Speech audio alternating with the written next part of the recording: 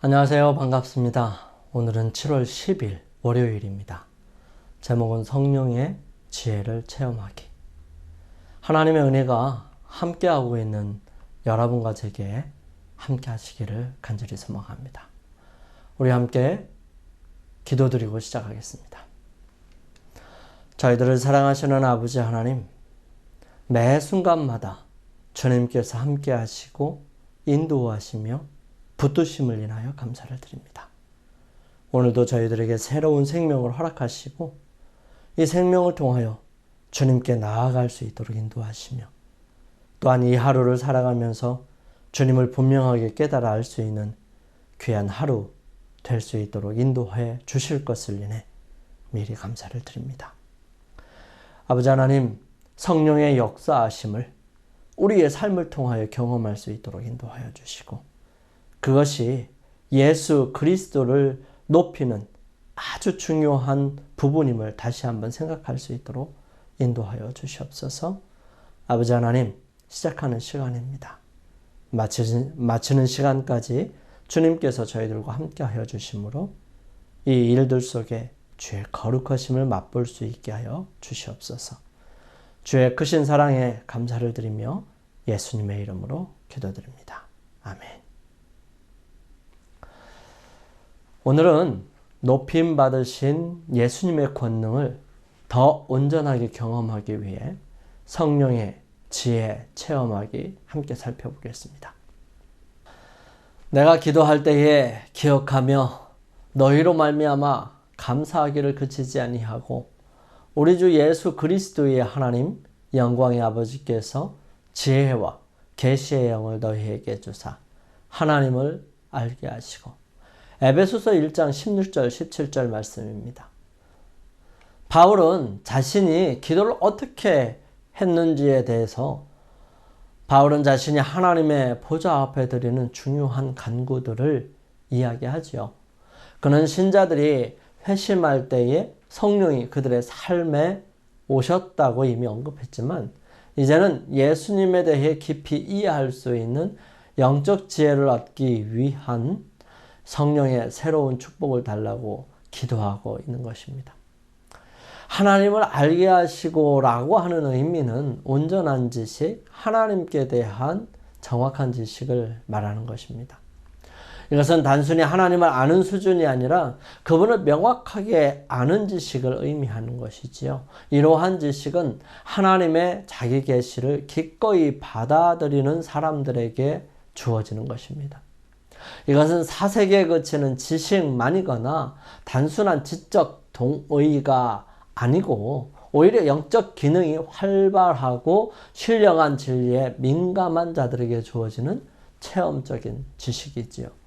이러한 지식은 여러 과정을 거칩니다. 즉, 날마다 하나님께서는 자신의 품성의 새로운 면을 보여주셔서 영혼을 감동시켜 더 거룩하게 살도록 이끌어 주시지요.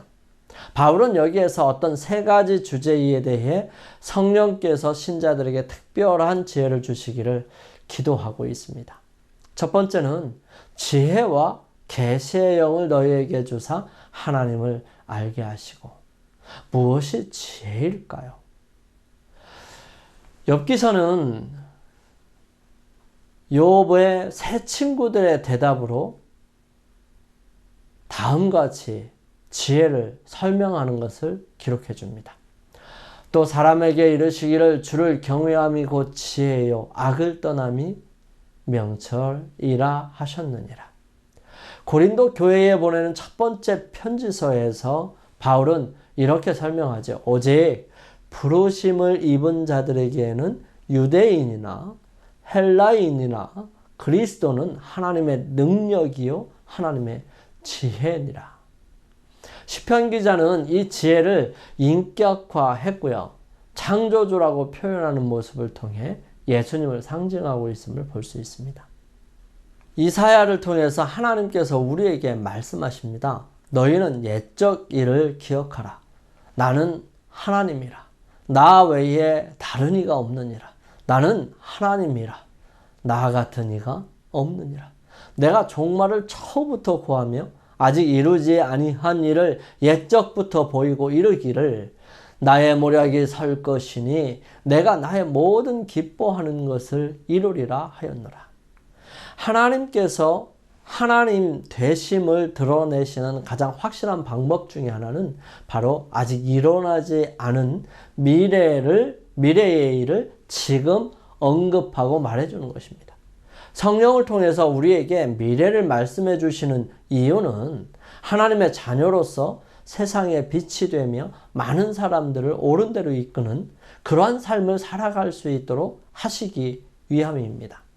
하나님을 아는 지혜가 영생을 가져다 주고 계시의 영을 통해서 얻는 미래에 대한 예언들을 분명하게 알게 되므로 세상에서 주님을 드러내고 멸망해가는 세상에서 구원을 얻을 수 있는 소식을 전해주고 죽을 수밖에 없는 많은 사람들을 구원해 내는 일을 함께하는 것이 바로 세상에서 주님을 사랑하고 그분의 백성으로 살아가는 이유가 되는 것입니다.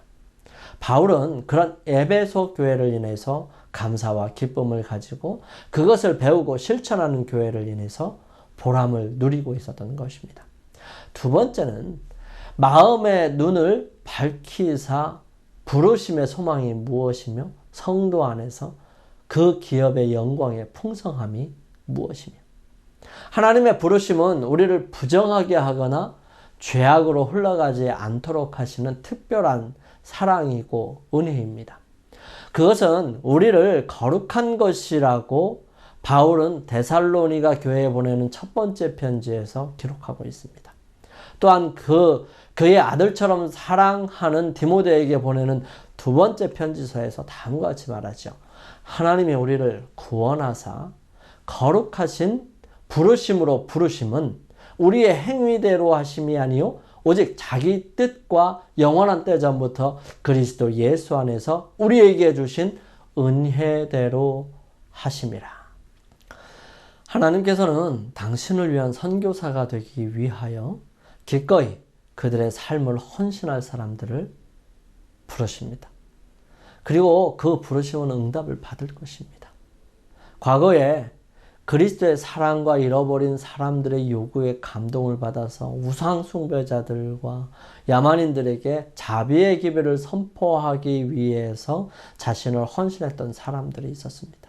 중도의 어떤 사람들은 생명을 잃었지만 다른 사람들이 그 일들을 대신해서 이어서 수행했죠. 그래서 오늘날 많은 사람들이 예수님을 알 수 있는 기회가 되었고요. 곳곳에 그리스도의 깃발이 꽂혀지게 된 것입니다. 그래서 많은 사람들이 하나님을 알게 되었던 것이죠. 이런 모든 일에게 하나님께서는 특별히 모든 사람들에게 각자에게 주시는 것이 있습니다. 그것이 부르시는 소명이라는 것입니다. 이 소명에 대한 반응이 자신을 헌신하며 따르는 사명으로 살아가는 것이죠. 이것이 우리 모두에게 필요합니다. 어떤 사람은 소명은 있는데 사명을 가지지 않는 사람이 있고요.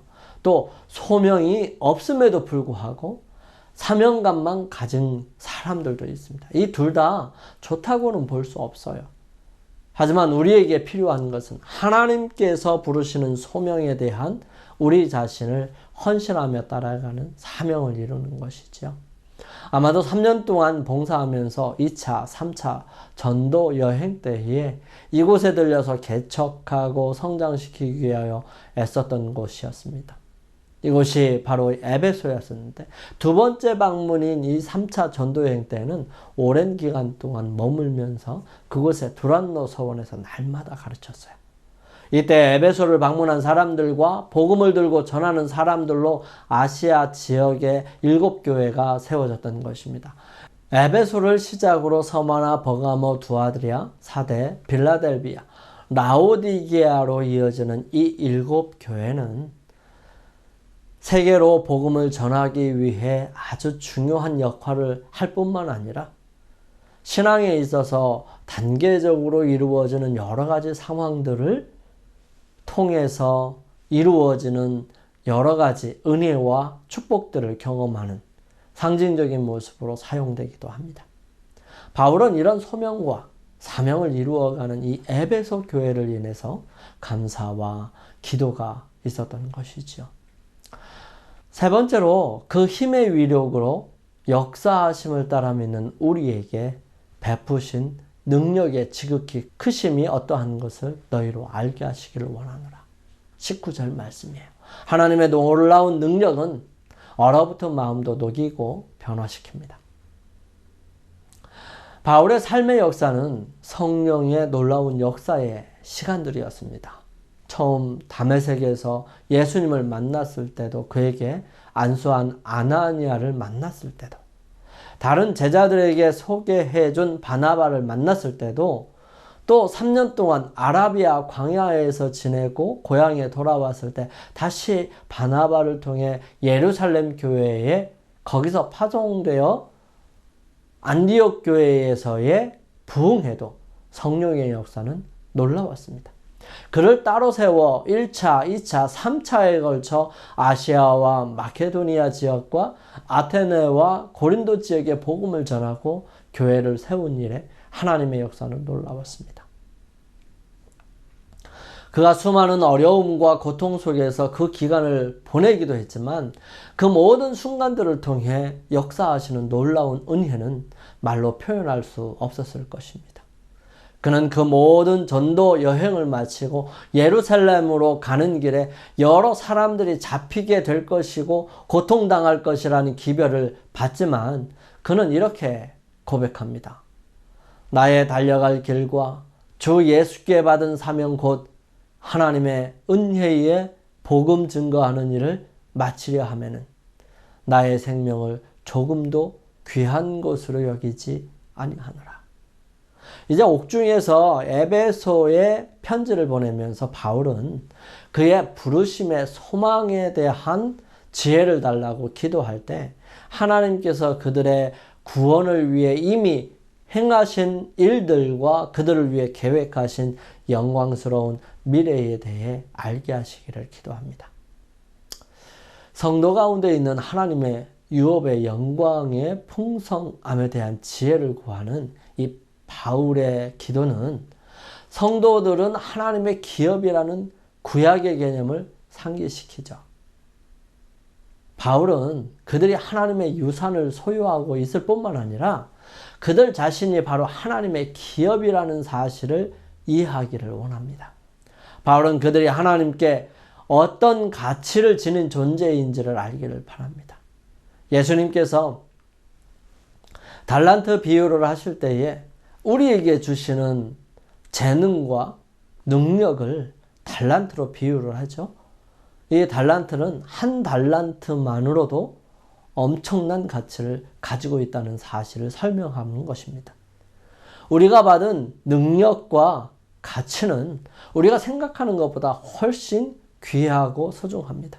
때문에 우리는 예수님 안에서 우리의 모습을 더욱 확실하고 분명하게 가져야 할 필요성이 있어요. 헌신하고 높은 가치가 있음을 깨닫고 우리는 그 일을 이루기 위하여 충성을 다해야 합니다. 바울이 믿는 우리에게 베푸시는 능력의 지극히 크심에 대한 영적 통찰력을 달라고 기도할 때 성령께서는 하나님의 능력의 광대함을 새롭게 이해하게 하시고 그것을 그들의 삶 속에 실현해 주실 것을 기대합니다. 이 모든 기도에서 바울은 이 사람이 예수님 안에서 자신에게 주어진 것을 스스로 경험하기를 간구하지요. 신앙은 개인적인 것이기 때문에 그렇습니다. 기도는 우리의 눈을 열어서 하나님께서 예비하신 구원과 그 영광스러운 미래, 하나님의 유업의 풍성함과 믿는 자에게 베푸시는 능력을 보게 하십니다. 성경을 통해서 우리에게 주시는 놀라운 은혜는 우리에게 예수 그리스도를 분명하게 알게 하시는 것입니다. 그 성령의 역사로 오늘 여러분과 저의 삶 속에 더 깊이 예수님을 알아가는 귀한 시간 되기를 간절히 소망합니다. 영감의 교훈입니다. 사도 바울은 에베소 교회의 신자들을 위하여 우리 주 예수 그리스도의 하나님 영광의 아버지께서 지혜와 계시의 정신을 너희에게 주사 하나님을 알게 하시고 너희의 마음의 눈을 밝히사 믿는 우리에게 베푸신 능력의 지극히 크심이 어떤 것을 너희로 알게 하시기를 구하노라고 기도하였다. 바울은 신자들의 이해력을 개발시키고 하나님의 거룩한 말씀의 깊은 뜻을 마음에 새기게 해주는 성령께서 역사해 주시도록 에베소 교회를 위해 간구하였다. 우리 함께 기도드리겠습니다. 사랑의 아버지 하나님, 저희들에게 귀한 특권을 허락하여 주심을 감사드립니다. 저희들을 통해 예수 그리스도가 드러나고 예수님이 우리의 삶에서 어떤 분이신지를 분명하게 인식하고 또 나타낼 수 있도록 인도하여 주시옵소서. 저희들이 주님께 순종하고 헌신함으로 우리들을 통해서 세상 많은 사람들에게 주님을 증거하며 살아갈 수 있도록 축복하여 주시옵소서. 이 하루 동안 주님 또한 함께하여 주셔서 승리할 수 있도록 인도하시고 주의 거룩하심으로 삶을 이끌어 주시옵기를 저희들을 사랑하시는 우리 주님 예수 그리스도의 이름으로 간절히 기도드립니다. 아멘. 오늘도 주님 안에서 승리하시기 위해 우리 주님께 개인적으로 나아가는 시간을 갖기를 원합니다. 저는 다음 이 시간 다시 찾아뵙겠습니다. 감사합니다.